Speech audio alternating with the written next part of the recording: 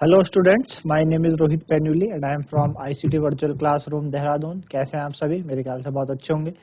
हम class 11th chemistry कर रहे हैं, जिसमें कि हमारा chapter organic chemistry, some basic principle and techniques. पिछले भाग में हमने बात की थी, या इससे पहले भाग में हम क्या कर रहे थे? हम बात कर रहे हैं electron displacement in organic reaction में, किस तरह से इलेक्ट्रॉन डिस्प्लेसमेंट होता है।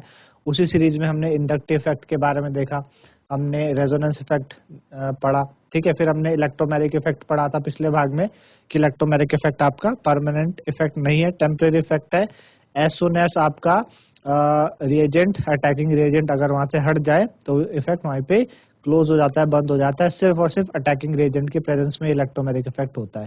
फिर हम हाइपर कंजुगेशन के बारे में बात कर रहे थे, जिसको आप नो बॉन्ड रेजोनेंस भी कहते हैं, कि आपको रेजोनेंस तो दिखेगा लेकिन आपको कोई बॉन्डिंग वहां पे नजर नहीं आएगी, इसलिए हमें नो बॉन्ड रेजोनेंस कहते हैं। जैसे हमने देखा था आपका इथाइल कैटायन में, हमने जनरली देखा था कि किस तरीके से इथाइल कैटायन में आपका जो पी ऑर्बिटल होता है, वेकेंट पी ऑर्बिटल, वो और जो आपके पास मिथाइल ग्रुप में कार्बन और हाइड्रोजन के बीच का बॉन्ड है ना, उनमें क्या होता है, आपका डीलोकलाइजेशन ऑफ इलेक्ट्रॉन होता है। तो इसको हम हाइपर कॉन्जुगेशन कहते हैं। इसी को हम पढ़ रहे थे पिछले भाग में, तो उसी को हम कंटिन्यू करेंगे आगे, है ना। तो समझने के लिए चलते हैं बच्चों स्मार्ट बोर्ड की तरफ। तो आपको हम बता देते हैं हाइपर कॉन्जुगेशन के बारे में कि इस तरीके से हाइपर कॉन्जुगेशन होता है, जिसमें आपका डीलोकलाइजेशन होता है सिग्मा इलेक्ट्रॉन का carbon hydrogen bond of alkyl group directly उससे जो किसी एक एटम से अटैच्ड है। किसके एटम से? अनसैचुरेटेड सिस्टम या किसी एन एटम जिसमें कि अनशेयर्ड पी ऑर्बिटल हो, है ना। इस तरीके से हमने एग्जांपल पढ़ा था, ठीक है ना। नो बॉन्ड रेजोनेंस के बारे में हमने देखा। ये सारे हमने बात की थी, जितने ज्यादा अल्काइल ग्रुप अटैच्ड होंगे किसी चार्ज कार्बन के साथ, उतने ज्यादा हाइपर कॉन्जुगेशन होने की जो संभावनाएं हैं वो होती है ना। और वो कैटायन को उतना ज्यादा क्या करता है? स्टेबल भी करता है, ठीक है ना। जैसे कि 3 डिग्री आपका जो कार्बन कैटायन, कार्बो कैटायन है, वो ज्यादा क्या है आपका? सबसे ज्यादा क्या है आपका? हाइपर कॉन्जुगेशन शो करेगा, उसमें 3 एल्काइल ग्रुप लगे हैं, है ना। फिर हमने बात की कि भाई जो आपका हाइपर कॉन्जुगेशन है, डीलोकलाइजेशन ऑफ इलेक्ट्रॉन, वो आपका इथीन में भी पॉसिबल होता है। इस तरीके से आपको ये चीज हमने बताई थी, है ना। तो इसी तरीके से ये क्या है, बहुत सारे वेरियस तरीके हैं of looking at the hyper conjugation effect, है ना। तो जो एक तरीका है ना, कि जो कार्बन हाइड्रोजन बॉन्ड होता है as posing partial ionic character, है ना। कार्बन हाइड्रोजन बॉन्ड में एक पार्शियल आयनिक कैरेक्टर होता आ जाता है ड्यू टू रेजोनेंस के कारण, है ना। रेजोनेंस के कारण क्या आता है, उसमें पार्शियल आ जाता है। तो पिछले वाला जो हमने बात करी थी प्रोपीन मॉलिक्यूल में, हमने कहा था प्रोपीन जैसे आपके पास क्या है, CH3 CH double bond CH2, ये आपके पास क्या है? प्रोपीन मॉलिक्यूल है ना। ये आपके पास प्रोपीन है। अब इसमें हाइपर कॉन्जुगेशन हमने किस तरीके से हम शो कर सकते हैं हाइपर कॉन्जुगेशन को, है ना। इस तरीके से हम कर सकते हैं कि ये आपके पास CH एक H एक H, ठीक है ना। डबल बॉन्ड C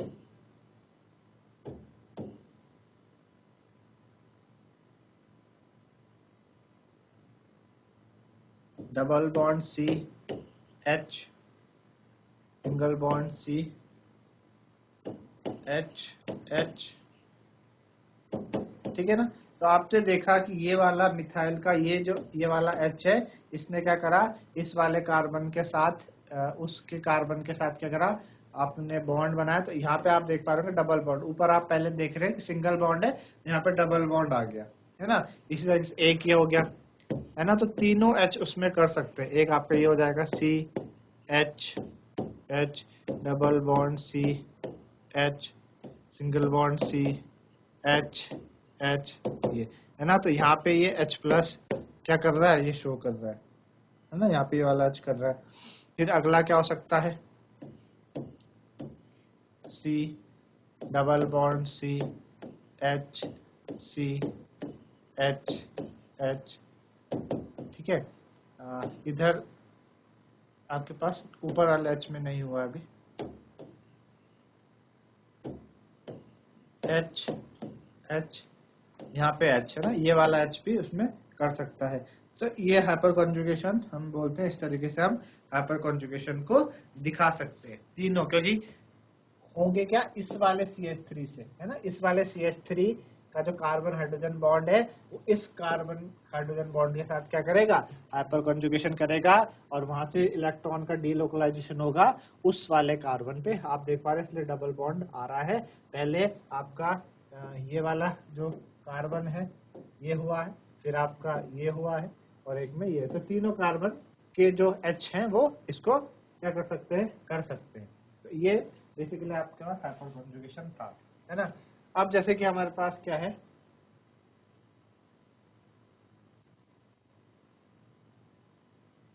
क्वेश्चन है हमारे पास कि एक्सप्लेन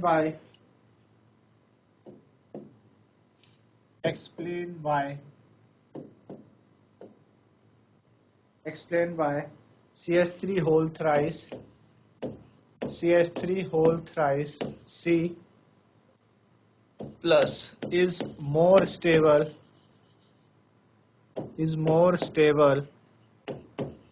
ठीक है then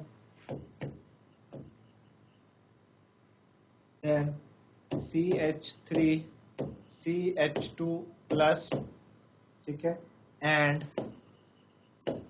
CH3 प्लस, है ना, कि क्यों CH3 whole thrice C plus ज्यादा स्टेबल है CH3 CH2 प्लस से और CH3 plus more stable than this and CH3 plus is the least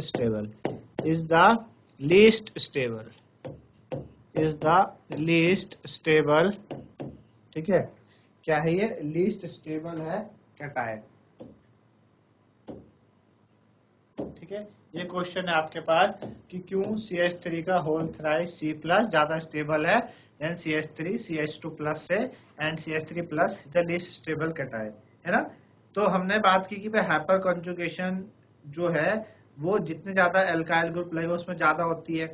तो हाइपर कॉन्जुगेशन क्या होगी इस वाले में, हाइपर कॉन्जुगेशन CH3 के होल थ्राइस C प्लस में ज्यादा होगी as compare to CH3 CH2 plus से, है ना, इससे ज्यादा होगी। क्यों, क्योंकि क्या है उसके पास 9 CH बॉन्ड है। भाई इसमें आप देख पा रहे हो CH3 का होल थ्राइस है, तो एक CH3 बॉन्ड में एक CH3 बॉन्ड में 3 CH बॉन्ड होते हैं।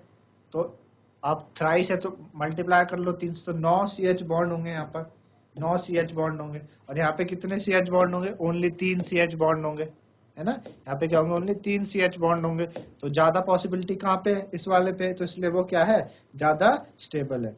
जबकि CH3 प्लस में जो वेकेंट p ऑर्बिटल है वो परपेंडिकुलर होता है टू द प्लेन जिसमें कि CH बॉन्ड लाया करता है, उस वजह से ओवरलैप नहीं हो पाएगी, इसलिए वो लीस्ट स्टेबल है due to hyperconjugative stability के कारण, है ना। इस वाले में CH3 प्लस में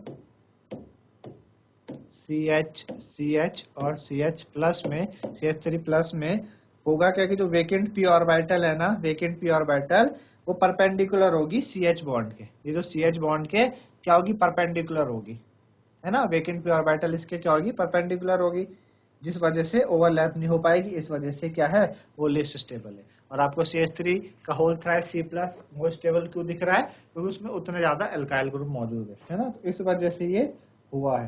ठीक है ना, तो मेरे ख्याल से आपको समझ में आया होगा किस तरीके से क्वेश्चन आपने किया, है ना। तो यहाँ पे आपका जो हाइपर कॉन्जुगेशन है वो हमने कंप्लीट किया, इलेक्ट्रॉन डिस्प्लेसमेंट इफेक्ट हमने कंप्लीट किया है कि भाई इलेक्ट्रॉन डिस्प्लेसमेंट इफेक्ट किस तरीके से होता है इसमें, है ना। तो यहाँ पे इस तरीके से हमने इस चैप्टर के बारे में लगभग ऑलमोस्ट सारी चीजें हमने इसमें क्या की है, कवर की है इस चैप्टर में, है ना। तो ये चैप्टर आपका खत्म हो रहा है, ठीक है ना। इसके कुछ क्वेश्चंस है, क्वेश्चंस हम करेंगे, है ना, इसके क्वेश्चंस बचते हैं, बाकी चैप्टर आपको कंप्लीट हो चुका है। समझाने के लिए चैप्टर क्या हो गया है, कंप्लीट हो गया है। इसके जो क्वेश्चंस है, क्वेश्चंस हम करने की कोशिश करते हैं और देखते हैं कि जो भी हमने पढ़ा उस चैप्टर में उसके बेसिस पे क्या क्या क्वेश्चन हमारे पास हैं, ठीक है ना। तो हम कुछ क्वेश्चंस करेंगे इस चैप्टर से रिलेटेड। चैप्टर आपका कंप्लीट हो चुका है, इससे रिलेटेड हम क्वेश्चंस करने जा रहे हैं, ठीक है। तो क्या क्या क्वेश्चन है उसके बारे में हम बात करेंगे, है ना। अब जैसे कि एक क्वेश्चन है सबसे पहले आपके पास, राइट बॉन्ड लाइन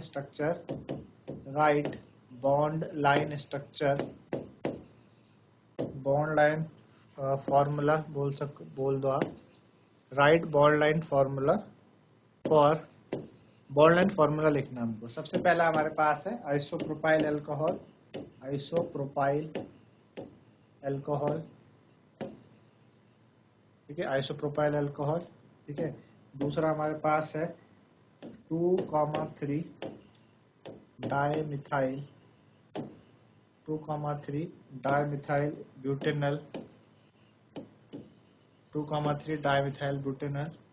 और थर्ड हमारे पास है हेप्टेन 4 ऑन, ठीक है। ये हमारे पास है 3। इनके हमको क्या लिखने हैं, बॉन्ड लाइन फॉर्मूला हमको लिखने है ना। तो बॉन्ड लाइन फॉर्मूला के लिए पहले तो आपको पास बॉन्ड लाइन फॉर्मूला आप तभी लिख सकते हैं जब आपको स्ट्रक्चरल फॉर्मूला उसका पता हो। तो आइसोप्रोपाइल अल्कोहल का जो स्ट्रक्चरल फॉर्मूला है, आइसोप्रोपाइल, देखो कितने बोला, 3 बोल रहा है अल्कोहल है और आइसो पे अल्कोहल लगा है ना। पहले तो आप 3 कार्बन देख लो, 1 2 3, और आइसो पोजीशन पे अल्कोहल नहीं, यहाँ पे लगा है OH, है ना। 3 हो गए तो ये हो जाएगा CH3, ये भी CH3 और यहाँ पे CH हो जाएगा, है ना। तो ये आपका क्या है, आइसोप्रोपाइल अल्कोहल है। क्या है, आइसोप्रोपाइल अल्कोहल है। अब इसका आपको बॉन्ड लाइन फॉर्मूला बताना है, तो 3 कार्बन है, इसको आप ऐसे दिखा सकते हो, 1 2 3, 3 कार्बन हो गए, ये 1 हो गया, ये 2 हो गया, 3 हो गया, और दूसरे पोजीशन पे आप देखो OH लगा है, यहाँ पे आप OH लगा दो, है ना। तो ये आपका बॉन्ड लाइन फॉर्मूला हो गया किसका, आइसोप्रोपाइल अल्कोहल का, ठीक है ना। तो इस तरीके से हम बता सकते हैं आइसोप्रोपाइल अल्कोहल का बॉन्ड लाइन फॉर्मूला। फिर है 2,3 डाइमिथाइल ब्यूटेनल, इसका हमें बताना है 2,3 डाइमिथाइल ब्यूटेनल का बॉन्ड लाइन। तो पहले इसका स्ट्रक्चर बना लो, ब्यूटेनल है, 1 2 3 4 कार्बन है ना। ब्यूटेनल है, अल है तो एल्डिहाइड ग्रुप है, CHO लगा होगा, है ना। 2 और 3 पे मिथाइल लगे हुए, 1 2 यहाँ पे मिथाइल लगा है CH3, और तीसरे पे मिथाइल लगा है सिस्टर, 2 और 3 पे लगा है।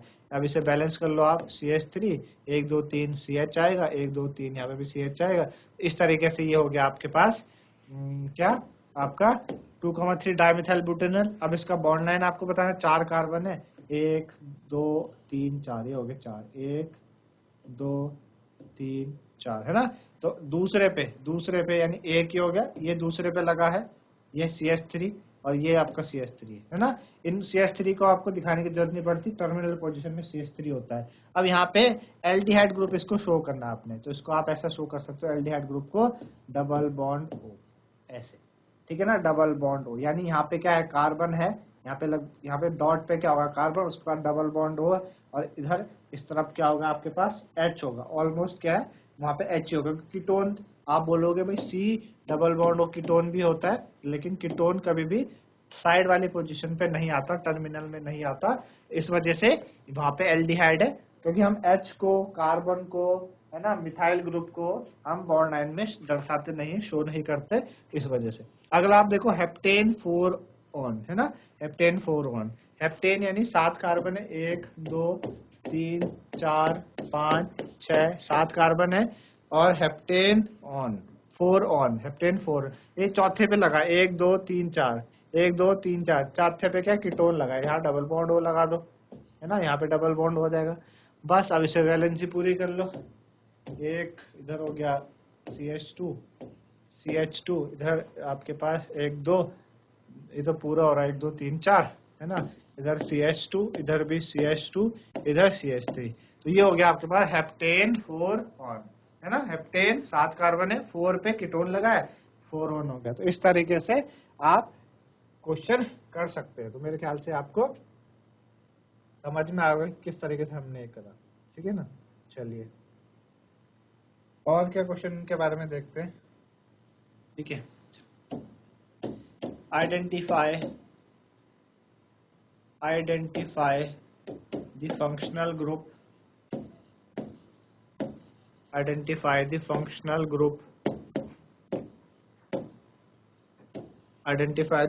group in following compound, identify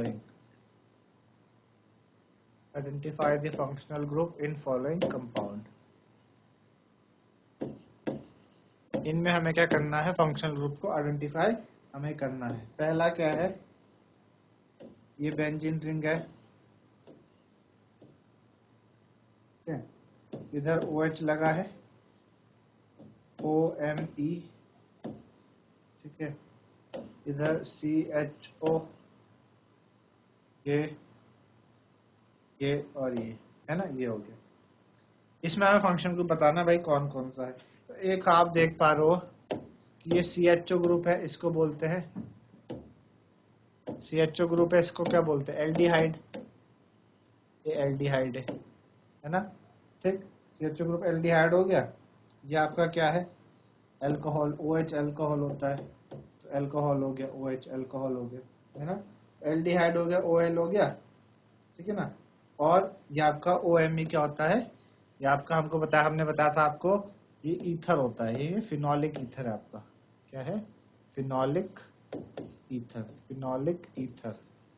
phenolic ether है ना। आपको बताया था ईथर होता क्या है, जो ईथर होते हैं वो क्या थे, ROR ना, RO बीच में R होता है। अब हम यहाँ पे देखेंगे कि भाई बेंजीन रिंग क्या होती है, C6H5 होती है बेंजीन रिंग, मतलब अल्काइल ग्रुप हो गया है, ठीक है ना। फिर O है और फिर Me है, Me क्या होता है, मिथाइल ग्रुप CH3। तो आप देख पा रहे हो जैसा दिख रहा है आपको, तो इसलिए फिनोलिक ईथर है ना, फिनॉल है, ईथर है, तो इस तरीके से होगा, ठीक है ना। दूसरा है हमारे पास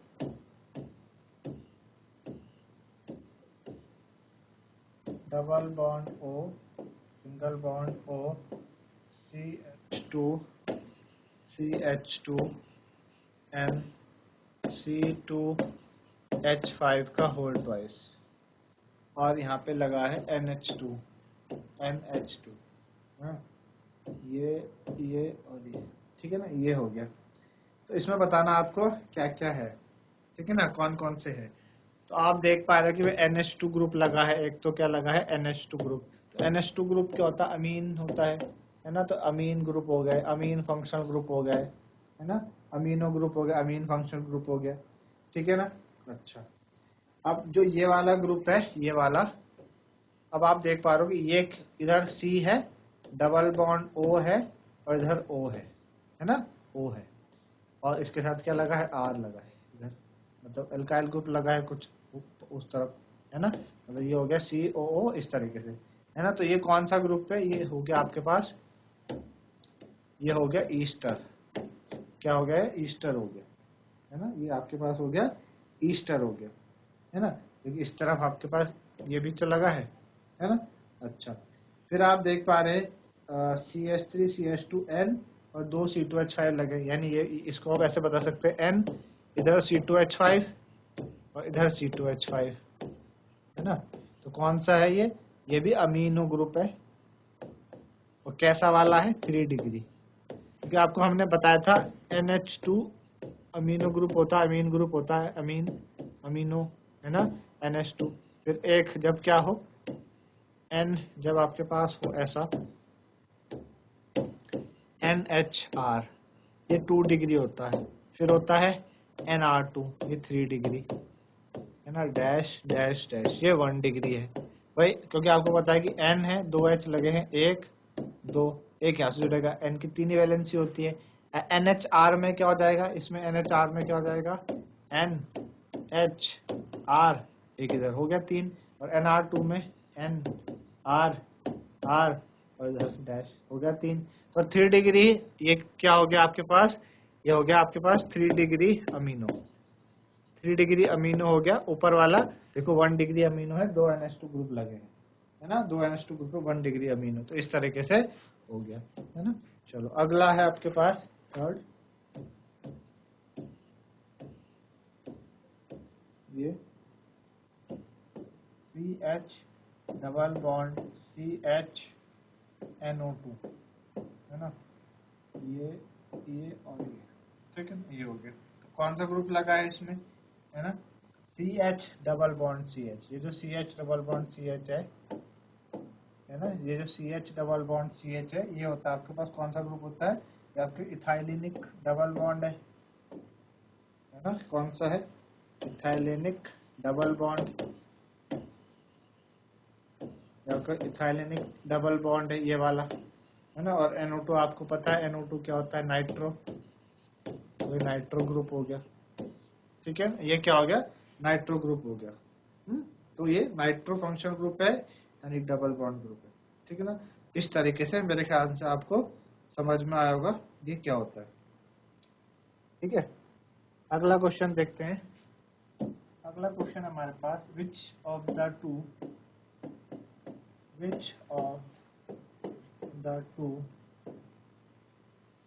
तो आपको दे रखे हैं विच ऑफ द टू, एक दे रखा है O2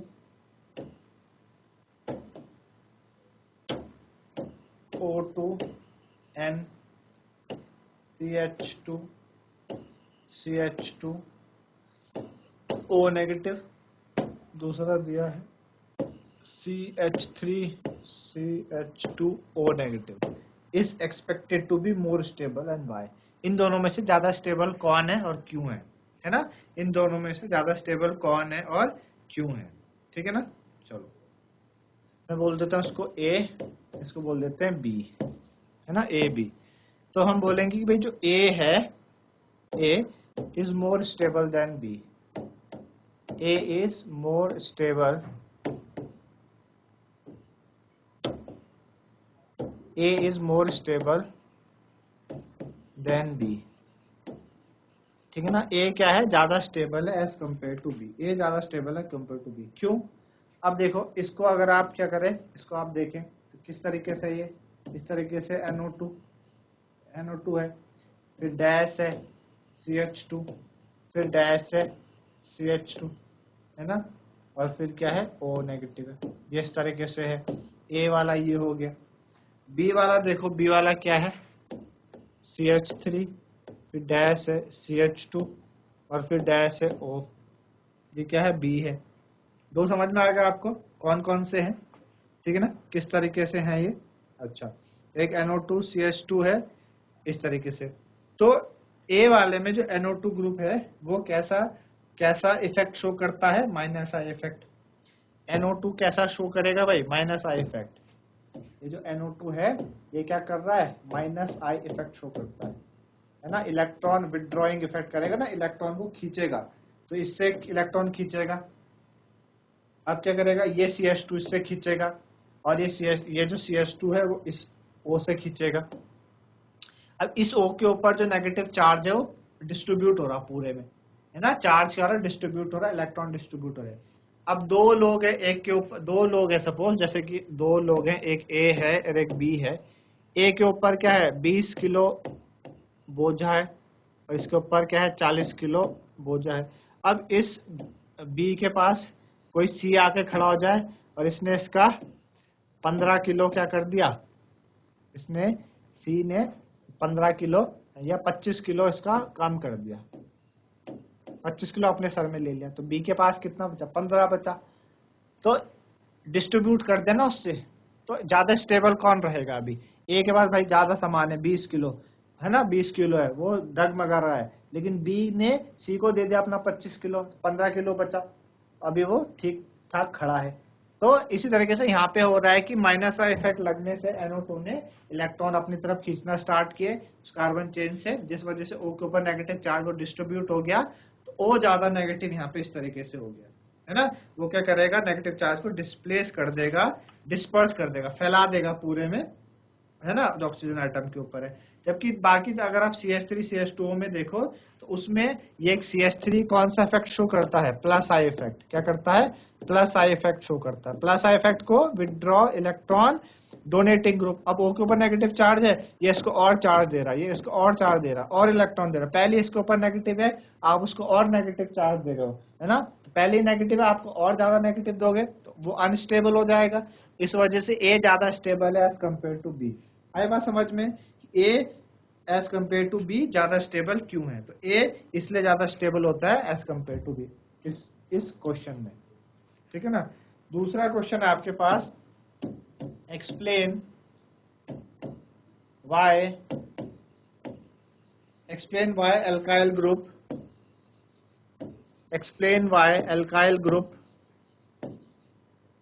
acts as electron donor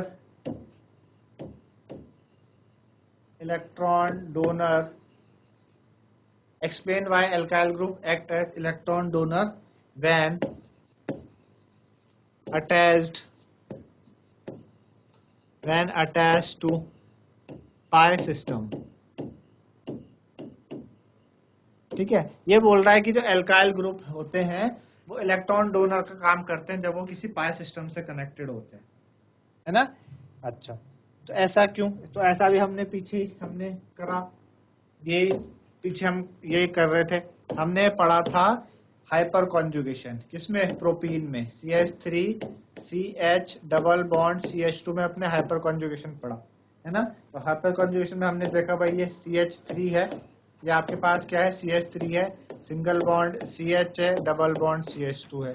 अब आप देख पा रहे हो कि when attach to pi system, तो ये पाई बॉन्ड हो गया, यहाँ पे CH2 डबल बॉन्ड CH2 के पास एक सिग्मा एक पाई है, और उसके साथ कौन अटैच्ड है, एल्काइल ग्रुप अटैच्ड है, CH3 ग्रुप अटैच्ड है। तो ये इलेक्ट्रॉन डोनर का काम करता है जब वो किसी पाई सिस्टम से क्या रहता है, कनेक्टेड होता है। तो ऐसा क्यों? ऐसा हाइपर कॉन्जुगेशन के कारण होता है एल्काइल सिस्टम, जब किसी डोनर इलेक्ट्रॉन डोनर की तरह काम करेगा जब वो पाई सिस्टम के साथ कनेक्टेड है ना।